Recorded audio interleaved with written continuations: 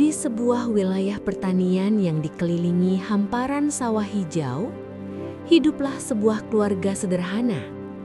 Mereka bukan orang berada, namun dikenal tekun dan pantang menyerah. Setiap pagi, ketika matahari baru mengintip dari balik kabut, kedua orang tua itu sudah bersiap berangkat ke sawah. Di rumah kecil beratap seng, tertinggal seorang anak lelaki bernama Arsa, putra tunggal yang sejak kecil terbiasa hidup tanpa kekurangan. Kau akan melihat bagaimana sang ibu selalu memastikan nasi hangat tersaji di meja. Dengan penuh kasih, ia menyendokkan nasi ke piring Arsa, menambahkan lauk seadanya, lalu tersenyum seolah tak ada lelah yang tersisa di tubuhnya. Ayahnya duduk tak jauh, memandang dengan mata letih namun penuh harap. Mereka ingin satu hal sederhana, anak mereka tumbuh dengan cukup, sehat, dan bahagia. Namun kebahagiaan itu menyimpan celah kecil yang lama-kelamaan membesar. Arsa makan dengan tergesa, menumpahkan nasi tanpa peduli. Butiran putih itu jatuh ke lantai, ke tanah halaman, bahkan terselip di sela papan rumah. Ia tidak merasa bersalah, baginya nasi akan selalu ada esok hari. Setelah sarapan, kedua orang tuanya berangkat ke sawah. Langkah mereka menyusuri pematang yang sempit. Kaki telanjang bersentuhan dengan lumpur dingin. Di sanalah, di bawah terik matahari dan guyuran hujan, mereka menanam padi, mencabuti gulma, dan menjaga tanaman dari serangga. Mereka tahu, satu kesalahan kecil bisa membuat panen gagal. Di tengah bekerja, sang ayah sering menarik napas panjang.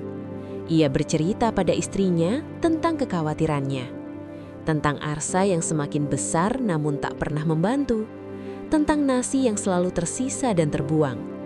Sang ibu mendengarkan, tetapi hatinya lebih dominan oleh rasa sayang. Dia masih anak-anak, katanya. Biarlah nanti dia mengerti sendiri. Perbedaan pandangan itu berulang hari demi hari. Sawah mereka subur, panen cukup melimpah, namun kegelisahan tumbuh di antara dua orang yang sama-sama lelah.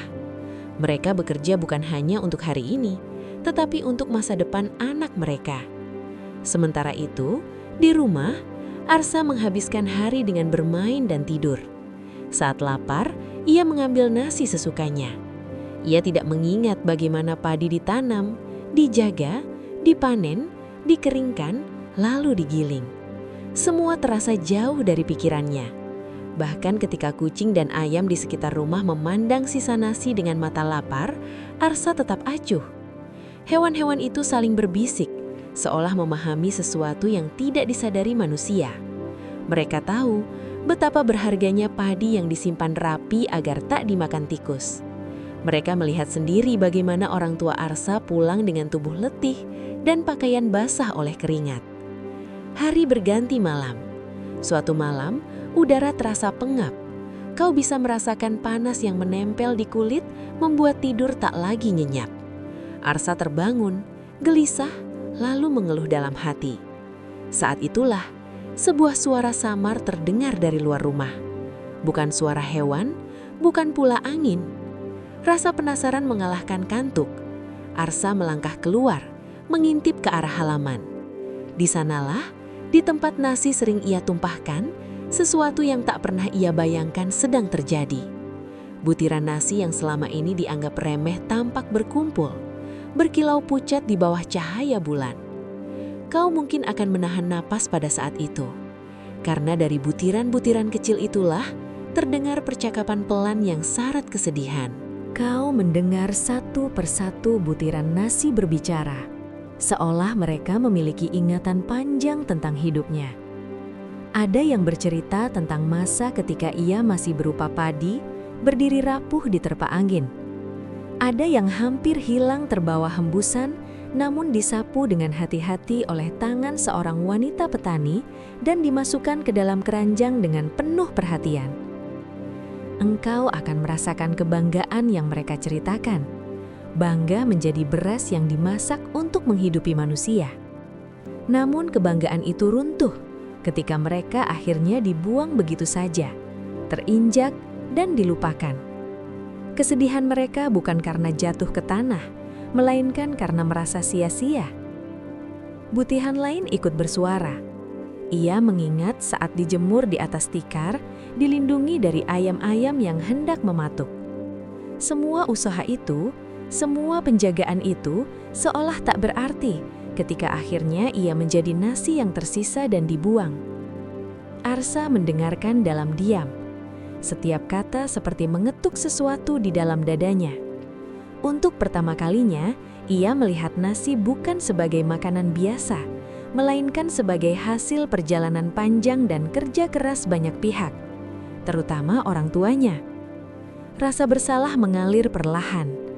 Kau bisa merasakan bagaimana penyesalan itu tumbuh, membuat mata Arsa basah. Ia melangkah maju, berlutut di hadapan butiran nasi, dan dengan suara gemetar ia meminta maaf. Ia mengakui ketidaktahuannya, keegoisannya, dan berjanji untuk berubah. Butiran nasi terdiam sejenak. Lalu dengan suara lembut, mereka menerima permintaan maaf itu. Mereka tidak marah. Yang mereka inginkan hanya dihargai. Malam itu menjadi titik balik. Arsa mengumpulkan butiran nasi dengan hati-hati, menaruhnya di sebuah wadah bersih. Di dalam hatinya, ia menyimpan janji yang tak ingin ia ingkari. Sejak hari itu, perubahan nyata terjadi. Arsa mulai mengambil nasi secukupnya. Ia menghabiskan makanannya, membantu orang tua dan bertanya tentang sawah serta padi. Orang tuanya terkejut, lalu tersenyum haru. Mereka tidak banyak bertanya, cukup bersyukur. Kita belajar bersama Arsa bahwa menghargai makanan berarti menghargai kehidupan. Bahwa sebutir nasi menyimpan keringat, doa dan harapan. Dan bahwa kesadaran, sekecil apapun bisa mengubah arah hidup seseorang. Dongeng ini mengingatkan kita, dan engkau yang membacanya, agar tidak meremehkan hal kecil. Karena seringkali, hal kecil itulah yang menopang hidup kita setiap hari.